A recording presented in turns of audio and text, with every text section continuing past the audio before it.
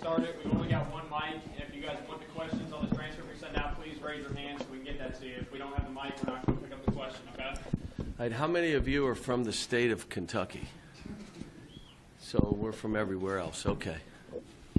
Questions? Go on, Jerry. Call directions.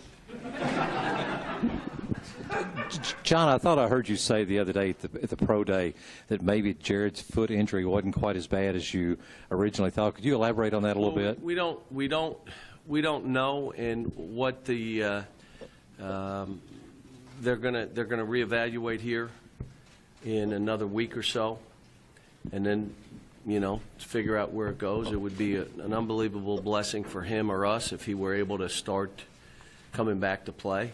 But, you know, you let the doctors and the experts deal with that, and they wanted to look at it a little bit more before they made a decision and let him feel it, see what, you know, what he felt like. John, what's your reaction to the whole FBI investigation of college basketball? How much of a pale do you think that puts on the whole thing? Well, obviously what's out there right now is a black eye, but here's the thing for everybody here. I don't want to come across as uneducated or dumb when none of us know where this thing's going. So for me to really comment much on it, I mean, I don't know where all this is going. It's obviously what's happened to this point isn't good, but at this point, I don't think me commenting without knowing all the facts is the right thing to do. Raise your hand if you got questions, folks. It's what happens when you're so far in the back of the room. John, how do you react to Mark Emmert's statements yesterday, and do you think the culture of college basketball is so hopelessly corrupt that something has to change? I read the statement. I kind of liked it because in a point in there he mentioned about the students, that at the end of the day this is about the student athletes. And I would say, again, this isn't the format for me to go full boat in this, but I would say if we make decisions about these kids and what's right for these kids, we're going to be right. If the NBA is worried about the NBA, if the NCAA is worried about the NCAA, if each individual institution is just worried about themselves and the last thing we think about are these kids, we're going to make wrong decisions. I would say, Tim, let's be fair with the kids. Now, you'll say, well, what do you mean by be fair with the kids? So I'll ask that question that you were about to ask me as you smiled, okay? Being fair doesn't mean you treat every kid the same. When I coach my basketball team, I try to keep it real and I try to be fair. That doesn't mean every kid's treated the same way, because one player may never have done anything wrong and one has tripped up 3 or 4 times. I'm going to deal with those kids differently. Every player is treated fairly as though they're a starter, but I just come back to that. There are a lot of players of different levels, of different abilities. Let's be fair with them. And how we're being fair, I'll leave that up to the powers that be. But again, with all this stuff, there's a commission out there now. Smarter people than I am on that commission. There's still stuff going on. For me to spend my time today on all this stuff, I just don't want to do that. I'd rather, let's talk about this team. You know, there's going to be a time where I'll say, here's some things I think we need to do. It'll probably be on CoachCal.com where you can read it. What happened? But now isn't that time. Cal, since you want to talk about this team only, should this team over here to your right get your sneakers on? This is like the Skype machine behind me. Should your players, since we're talking about this team, your players and every other player across the country, should they now start getting paid to fix this mess? This is like him chasing me down the hallway and slipping by the door. Again, there's so much stuff. Treating kids fairly. I have some ideas, but I just don't think it's the time for me to talk about that stuff. And folks, you all know me. You know where I'm tilted to. You probably could say this is how he feels and be right without me saying it. But I think we all should come together here and again, be fair. Being fair with this kid, like we have kids that are insured. You do know that, right? For disability. But not every player can get that insurance. They're not all eligible. Well, that's not fair. This is America. Come out here. So you be fair with every one of these kids. Be about them. I'm not saying don't protect the game. This is how I make a living. I'm not saying don't protect our university. I'm not saying that. But the first decision should be, all right, what's right for these kids and how do we deal with that? If we do that, and we all come together with that, being fair, doesn't mean you treat every kid the same. They finally did away with this level playing field. You remember that one? We have 350 schools. There's no level playing field. That's just words. But let's be fair in that, and I think we'll move in a direction, because I would say this, we've had the highest graduation rate in NCAA basketball history of African-American basketball players. They raised the standards on all these kids' academic entrance, and I wasn't for it. I said, you're affecting one group, and you know who that is, and it's not fair. Well, that group chased that and reached it, and they're doing so much better in school than they've ever done in the history of our sport. And I don't think you blow up a system for 10 players, 20 players. I just don't believe you blow up a system. You figure out how you make this work. There are things out of our control. The NBA and the Players Association would have to come up with it. It's not in our control. They have to do that. But if they choose not to do it, how do you be fair with the players? How do you do that? How do we make this so that every player that's here is treated fairly? It doesn't mean they're all treated the same, but they're treated fairly.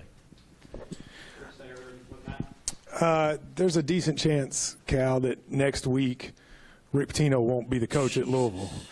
Will you miss the rivalry and coaching against him? Look, it's unfortunate, all the stuff that's come down, but let's talk about my team, please. Does anyone here have a question about my team? Please. John, one more question about the FBI.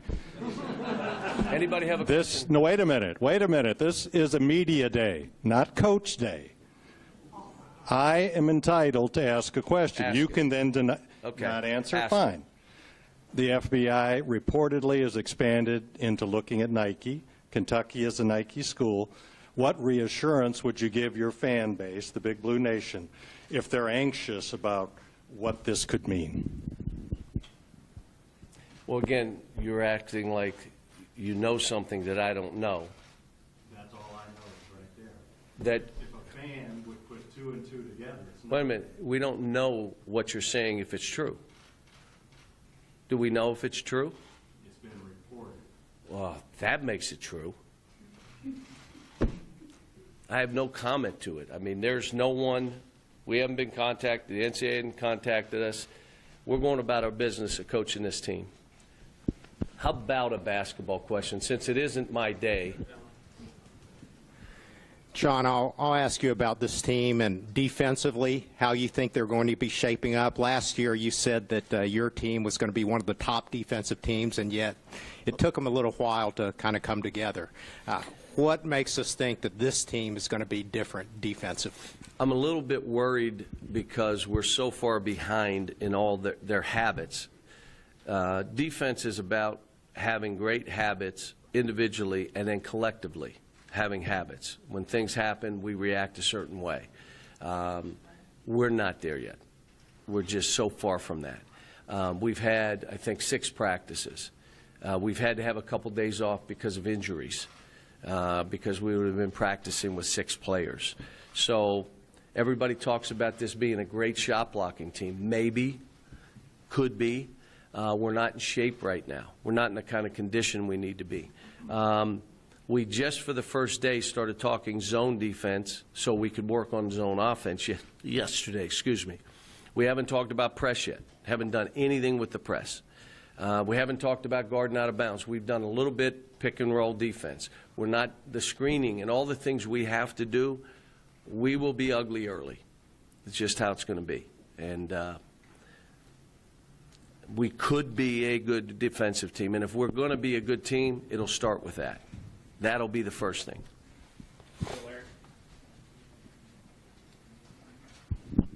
John, I was going to ask you if you'd started scouting center college yet, but I guess we'll postpone that a little bit. But talk about how many guys do you think can play point guard for you this year if needed? I would say 2 to 3.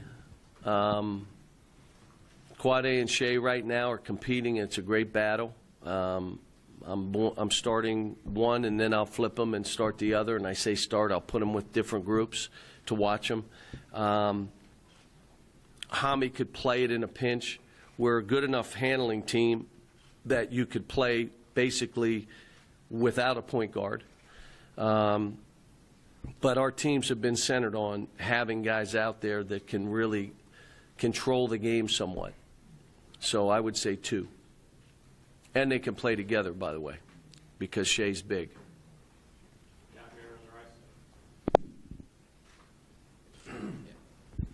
Hey, Coach. Do you think Jared's injury is going to raise the pressure on Winning this year to perform a little bit more than last year? And if, along with him, do you think Washington sees any minutes at the small ball 5? Well, the first thing is I'm concerned with Jared and his health. I told him, you're going to be fine, but this hurts us. You'll get through this, but it's going to affect us. It affects us 2 different ways. One, if we were to press or play a small lineup, it would have been with him in there. Second thing is, if we were going against zone offense, the first thing you do is put him in the middle of the zone because of how he plays, passes, drives, and his ability to make plays. So that changes us. Now we're trying to figure out how much do we press and how do we press. We're trying to figure out who do we attack in the middle of the zone, which has been one of our ways of really playing. And last year it was, Isaiah Briscoe is who we put in there a bunch. So it could be a guard, could be a big.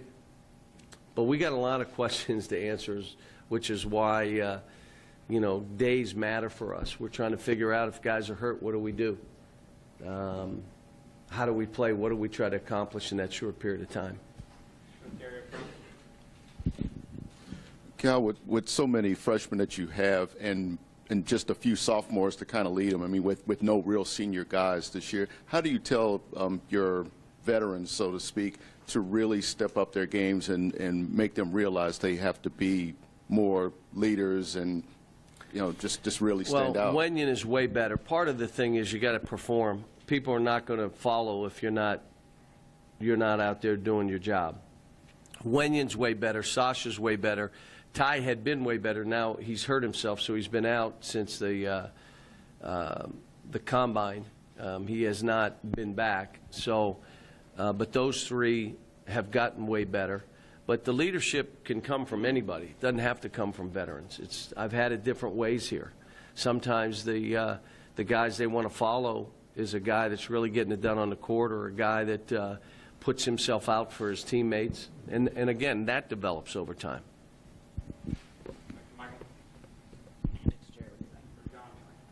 John, you come from pretty humble beginnings, and yet I think we can all agree that you're pretty rich now.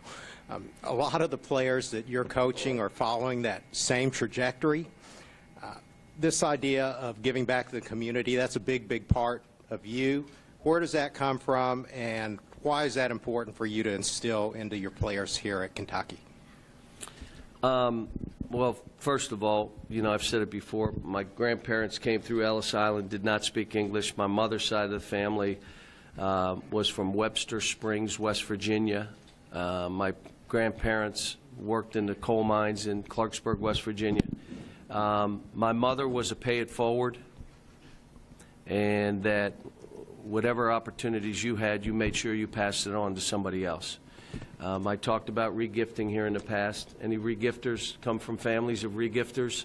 Didn't have enough, someone come in your house, you're looking around, you give somebody else's gift that they gave you to that person, you wrap it in the bedroom while they can't hear, and you give it that was my mother. But when you're teaching servant leadership, which is what we're trying to do here, which if they learn that, they learn to be the best teammates because they're more worried about their teammates than themselves. When you talk to them about what their why is, what is your why? You're going to come across all this good stuff. You're going to have all this stuff, but after you start collecting, it doesn't change you. It makes you hollow. It makes you shallow. What are you doing for other people? What is your legacy going to be? And we talk about it. John Wall getting the Community Assist Award in the NBA.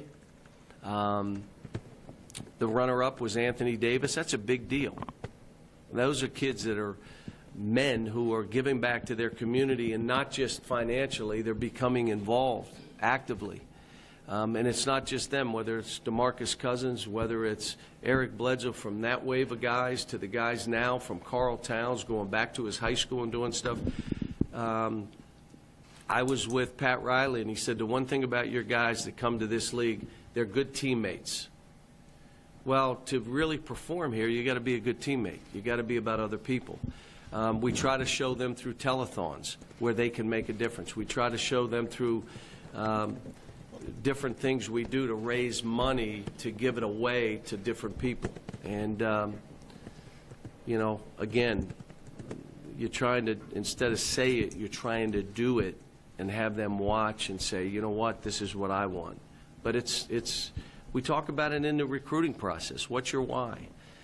Bam's why, his immediate why, was his mother. You know, I got to do this because I got to take care of my mother, who was walking to work at a supermarket in Little Washington. So these kids come from all different kind of backgrounds. They have all kind of different things. Some of them better homes than others. And but if you can get these young people, like Michael Kidd-Gilchrist, to think more about other people, and then that becomes what this program is about, you continue to win even when the team keeps changing. This program's not about me. This program started well before I became the coach here. This program has had 5 different coaches win national titles. That's what this program is. This program, when I took the job, I said it was going to be about players first. We're going to make sure that we're focused on their success and what they're doing. We've had 17 players graduate in the last 8 years. 3 of those graduated in 3 years. 2 of those are in the NBA, playing in the NBA. So it is more than just playing basketball here. John, I remember you saying Shea had an old man's game. At least I remember it that way. What did you mean? He is so long and lanky. He's gained 10 pounds, so now he's got a little bit of a he'll try to bully you a little bit, which he never did before. But he has step-throughs. He has flip shots. He has an ability to get the ball to the basket. And my thing right now is I keep telling him, you're playing a little bit too tight this way. You're not seeing outside of that range.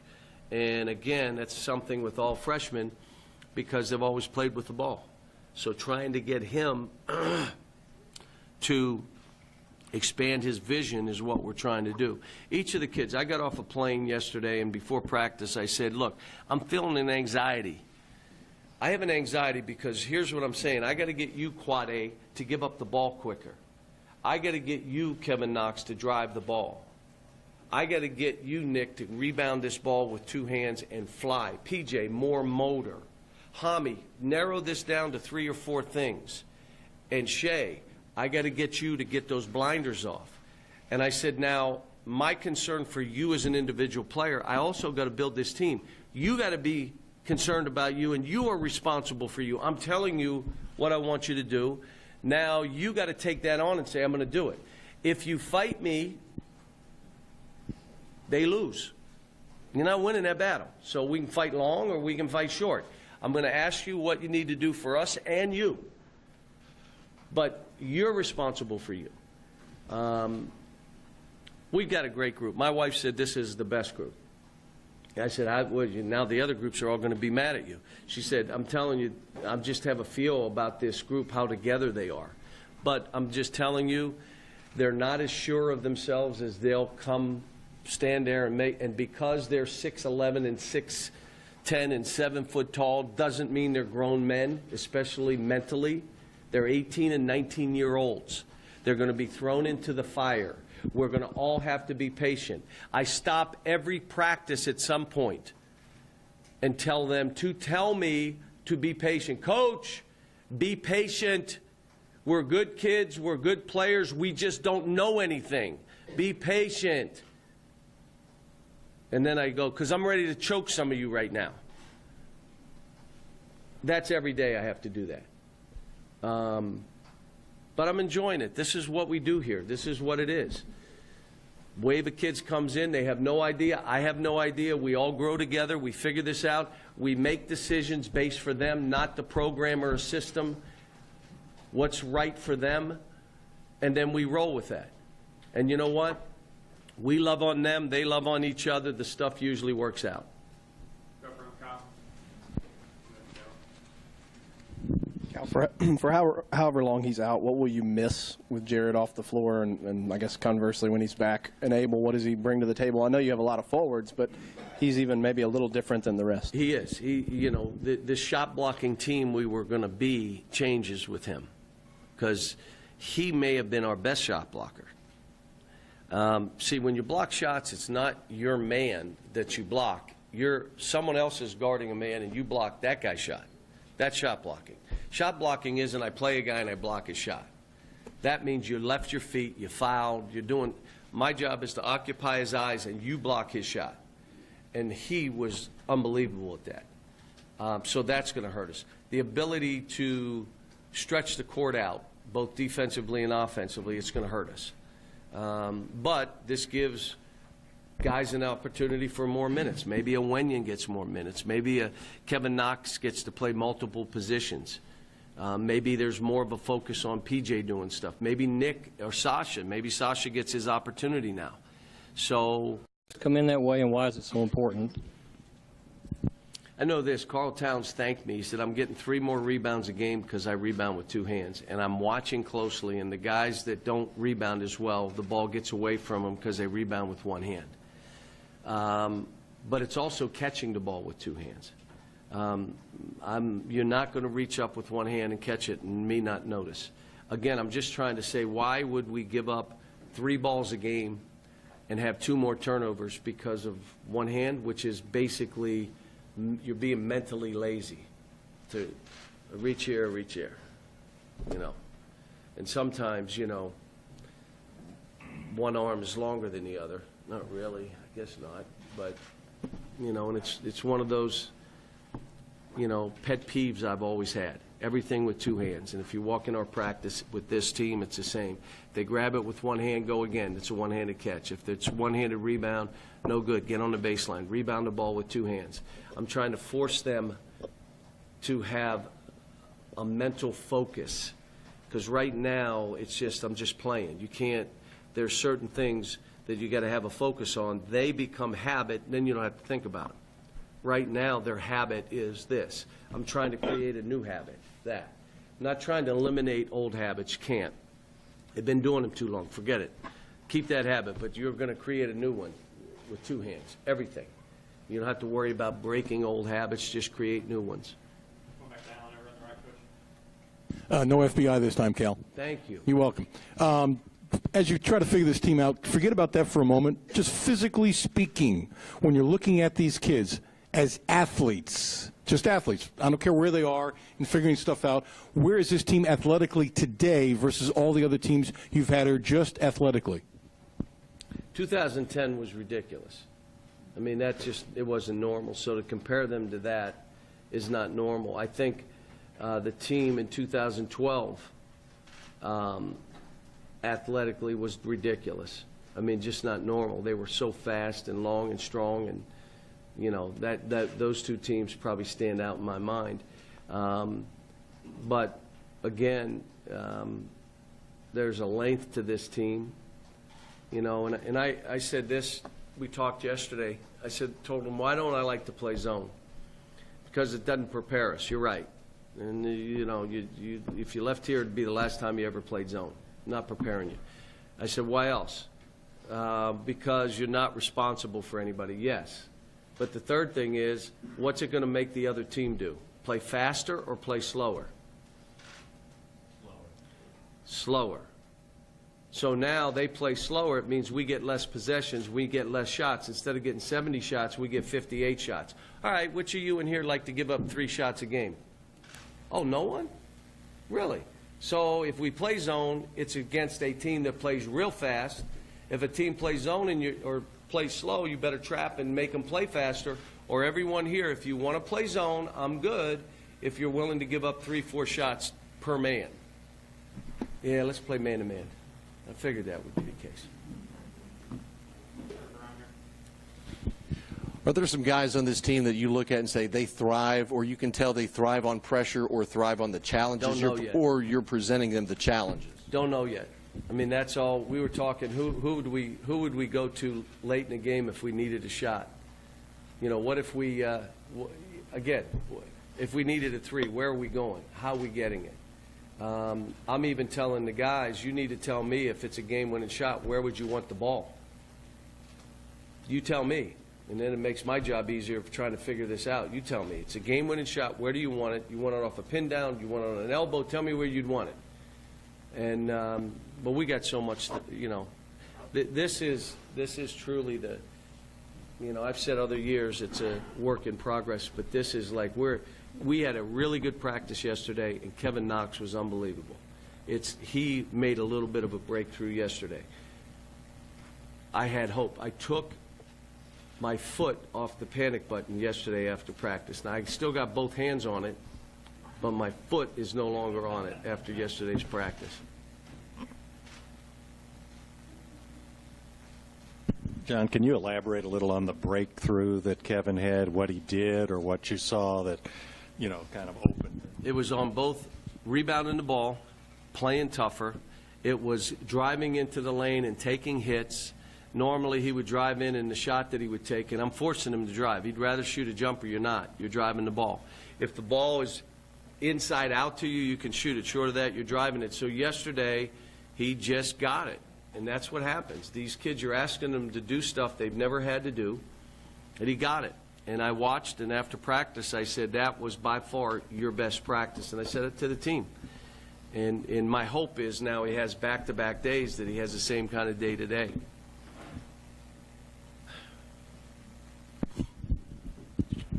Jamal was listed as day-to-day a couple of days ago. What's his status? His knee is still bothering him. I talked to the doctor today. We're trying some different things, but it was, you know, I thought he'd be practicing by now, but if he's hurting, he shouldn't practice. So, but we do need him back. We're shorthanded, and without him, you know, it takes one player off the court, one shooter off the court, makes it hard.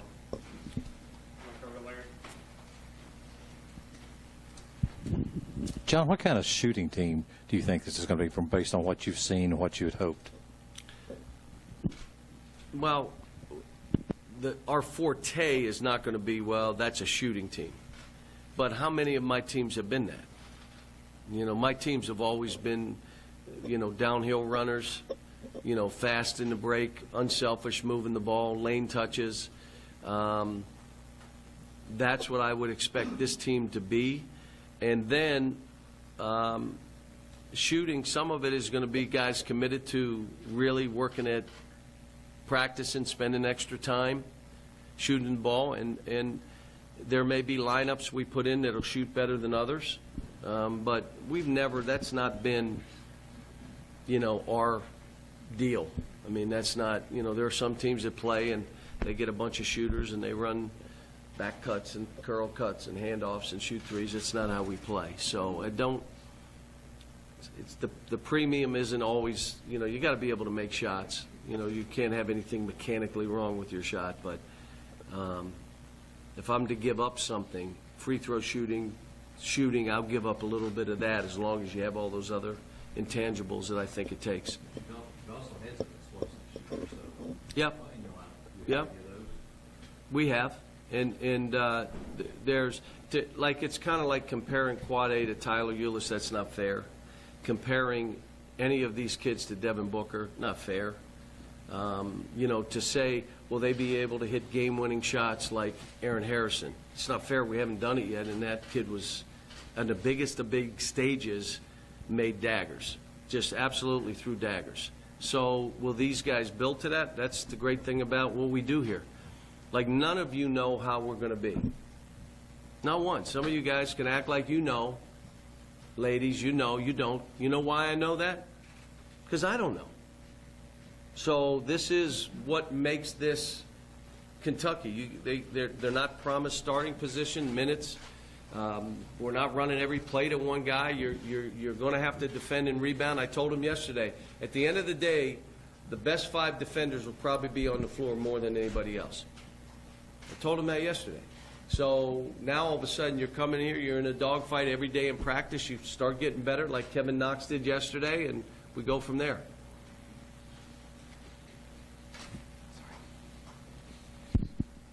Is this the most interchangeable team you've ever had? And having so many guys that can play different positions, what does that enable you to do? If we had Jared playing, you could play without a point guard because he could be the point guard. So we were really interchangeable, and when you step him back off, you're not quite as interchangeable because probably one of those 2 point guards are going to play, or both of them, at some points in the game.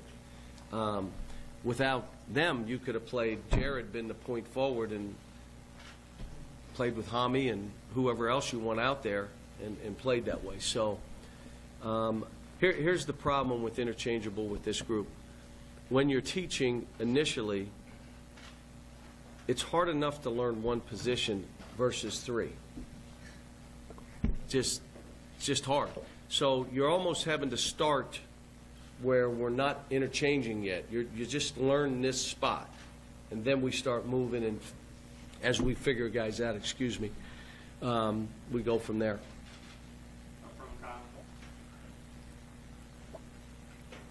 Now we hear a lot about what you say to players on recruiting visits, but I always wonder what's the most interesting question or pushback or inquiry that a family or a player has ever had for you that impressed you maybe in your thought process? Well,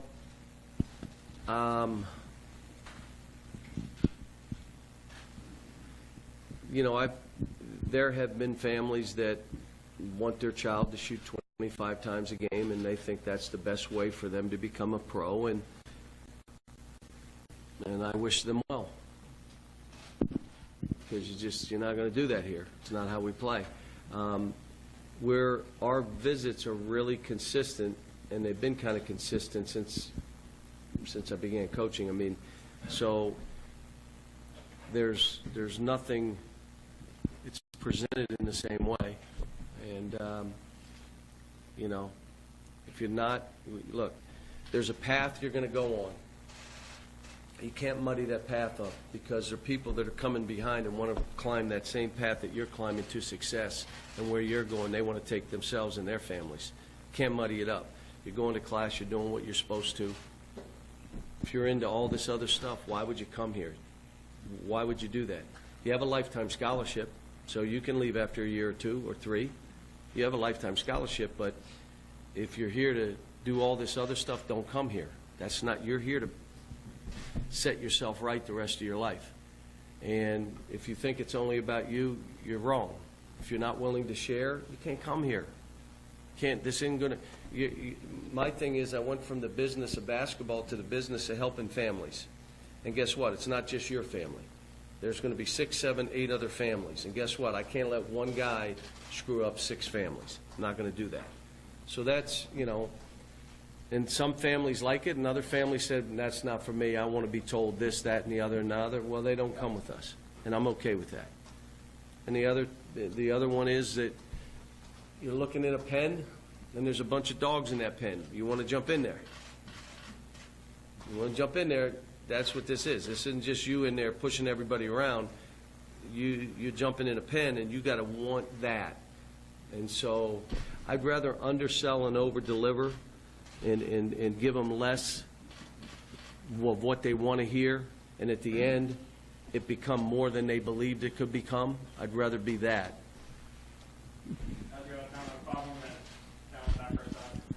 Kyle, when you guys see a guy like Darius Miller comes through here, not successful initially in the NBA, but scraps around for a couple of years, able to get back. What effect does that have on your program, your recruiting, when maybe guys see not successful initially or a lottery pick, but able to kind of scrap around and make it back into the NBA?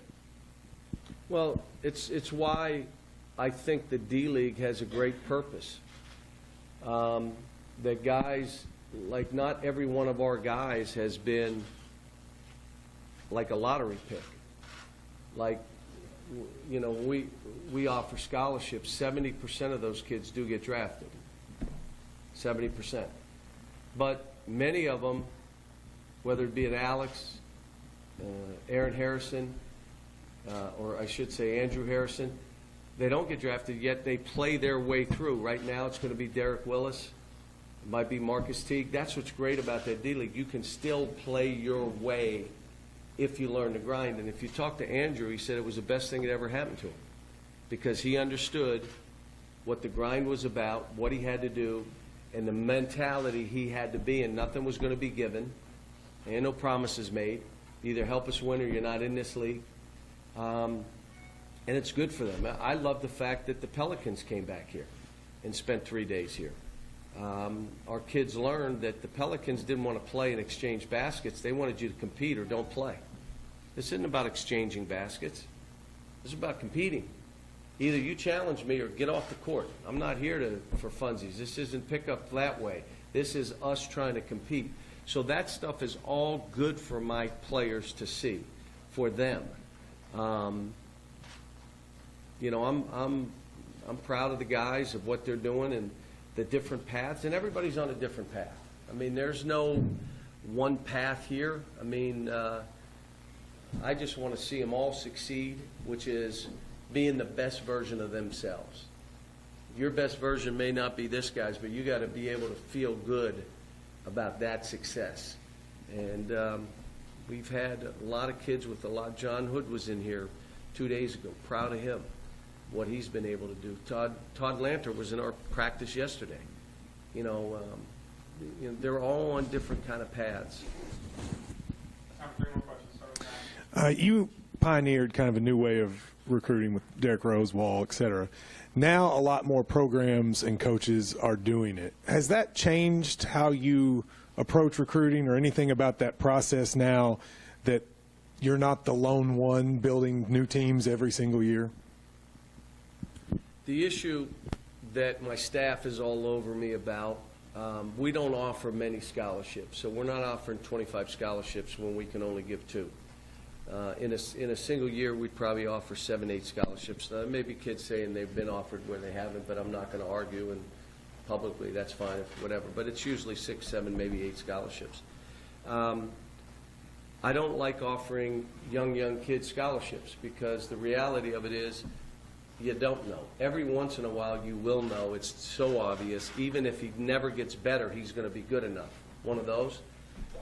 But what's happened is people are offering earlier and earlier, and then they're creating a narrative about us and who we want and who we don't want. In other words, a kid we may want, they're saying, well, we all offered you a scholarship as a sophomore. If they really wanted you, why aren't they offering you? And so that's a situation we're trying to deal with and trying to let parents know that it's not how many scholarships that are offered. It's, you know, when you really look at it, how is this going to play out and where do you want your son to go? I mean, for Devin Booker and Tyler Eulis, we waited. We waited and waited and waited. We got him really late. And part of it was I had to see more and I had to meet with the family. Sometimes I won't offer until they bring their son here. And we look at the campus and understand what this is and look into people's eyes and say, this is not this, this is this. This isn't for everybody. I'm not saying we're the best. There's all kind of ways to achieve goals. But the way we do this is different. And it's not a notch in. I got an offer from Kentucky. What? I mean, it is, here's the group we're recruiting. We don't expect to get every kid, and we never do get every kid. There are kids that we want to go to other schools. I'm not mad. I'm not throwing stones. It's fine. I mean, because it's not about me. It's about those kids. And if they feel and their family feels it's better that they do something else, why would I? It's about their family. So, but as you know, we've moved it up a little bit. We've offered some juniors, which we've never done before. But those juniors, I feel confident that where they are right now, they'll be fine. But, you know, there are people offering sophomores. Like, and it's just, I just don't want to, if I'm offering 30 scholarships, am I really offering 30 scholarships? What? Why would you say how about I can't give them all? I can't give 30 scholarships. So if I've offered 30, I can only give 2 or 3. We can give more. We give 4, 5, or 6, but most schools are giving 1 or 2, maybe 3, maybe. And that's every other year. I just, you know, I'd rather wait and be right and don't know if it's right or not. We may be losing kids because we're doing it that way, but obviously the program's still rolling along. Okay, I was curious about the difference between being fast and being quick. On the pro day numbers, Quad A's three-quarter court sprint didn't jump off the page at you, but yet in the AAU circuit, he led all of that in steals. Is there any correlation between the two? Well, with what you just told me, obviously not. I would say I'm trying to get him to play faster. Play faster for him, maybe just give up the ball quicker. You know, it's not John Wall run down your neck. It may be I get it, bang, it's so quickly ahead, or if a guy's open, it's quick. That's playing fast. For him, that's what we have to have him do. And the reason is he's got finishers and lane drivers and, you know, give that thing up so we can get that ball moving. But he can shoot, and he's got a heck of a runner.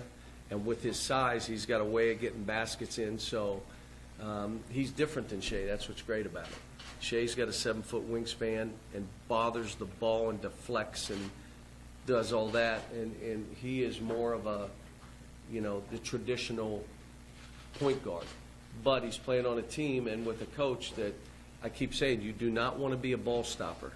No one wants to play with the ball stopper. Get it, shoot it, drive it, or get rid of it. We don't want that ball to stop unless you're setting up offense to move to something else. Last question.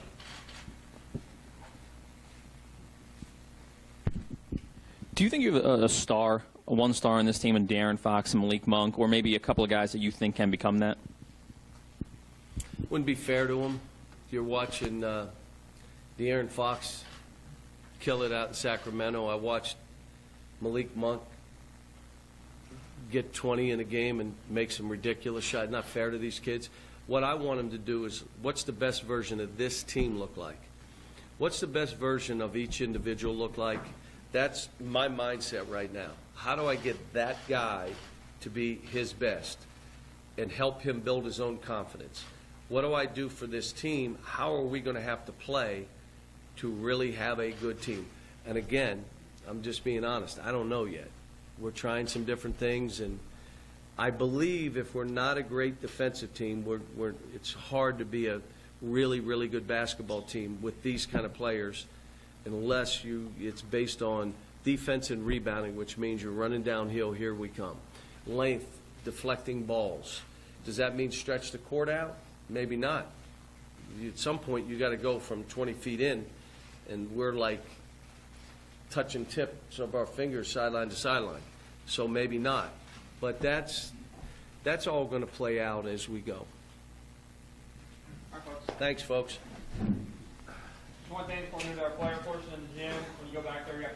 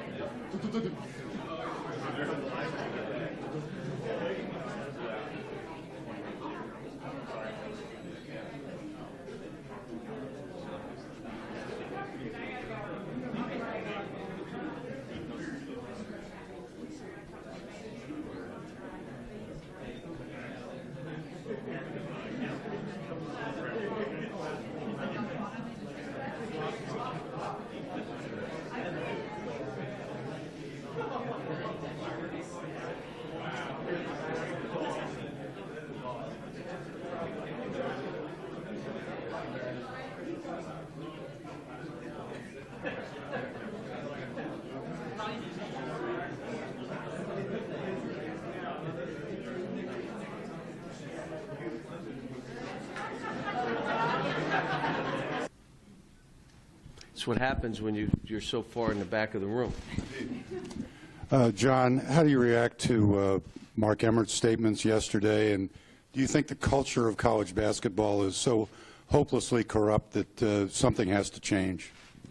I read the statement. I kind of liked it because in a point in there he mentioned about the students, that at the end of the day this is about the student athletes. And I would say, again, this isn't the format for me to go full boat in this, but I would say if we make decisions about these kids and what's right for these kids, we're going to be right. If the NBA is worried about the NBA, if the NCAA is worried about the NCAA, if each individual institution is just worried about themselves and the last thing we think about are these kids, we're going to make wrong decisions. I would say, Tim, let's be fair with the kids. Now, you'll say, well, what do you mean by be fair with the kids? So I'll ask that question that you were about to ask me as you smiled, okay? Being fair doesn't mean you treat every kid the same. When I coach my basketball team, I try to keep it real and I try to be fair. That doesn't mean every kid's treated the same way, because one player may never have done anything wrong, and one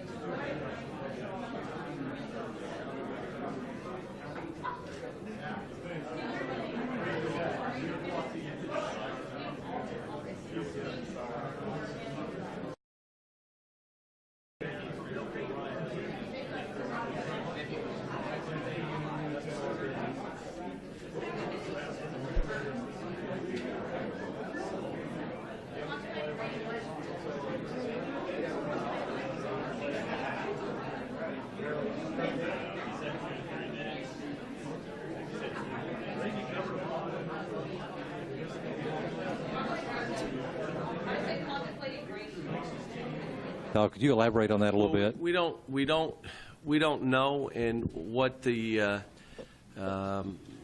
they're gonna reevaluate here in another week or so, and then to figure out where it goes. It would be an unbelievable blessing for him or us if he were able to start coming back to play. But you let the doctors and the experts deal with that, and they wanted to look at it a little bit more before they made a decision and let him feel it, see what what he felt like. John, what's your reaction to the whole FBI investigation of college basketball? How much of a pale do you think that puts on the whole thing? Well, obviously what's out there right now is a black eye, but here's the thing for everybody here. I don't want to come across as uneducated or dumb when none of us know where this thing's going. So for me to really comment much on it, I mean, I don't know where all this is going. It's obviously what's happened to this point isn't good, but at this point, I don't think me commenting without knowing all the facts is the right thing to do. Raise your hand if you got questions, folks.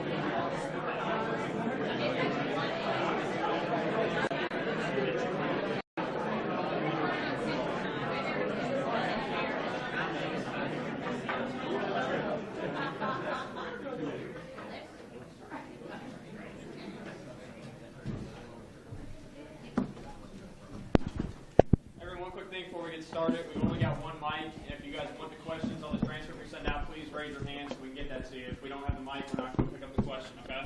All right, how many of you are from the state of Kentucky? So we're from everywhere else. Okay. Questions? Go on, Jerry. Call directions. John, I thought I heard you say the other day at the pro day that maybe Jared's foot injury wasn't quite as bad as you originally